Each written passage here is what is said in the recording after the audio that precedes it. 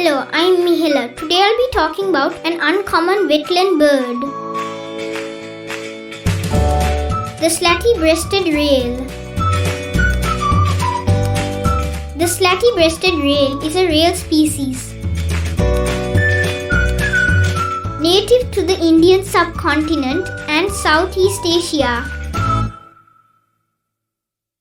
Combination of elegantly bared back and belly, grey throat and breast, and rufous crown and nape separates this furtive bird from similar species.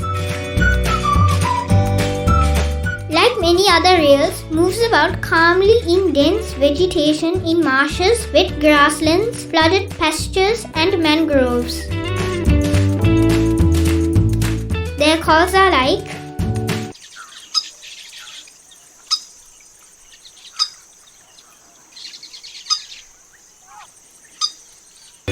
locally named Layalu Pati Reluwa.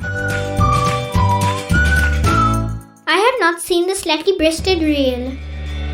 As mentioned, one of the places you can see them is mangroves. When you are in Sri Lanka, if you ever stay in a hotel that is close to ocean and a river, then don't forget to ask them if they have a boat safari into the mangroves. If they do, then don't forget to check it out.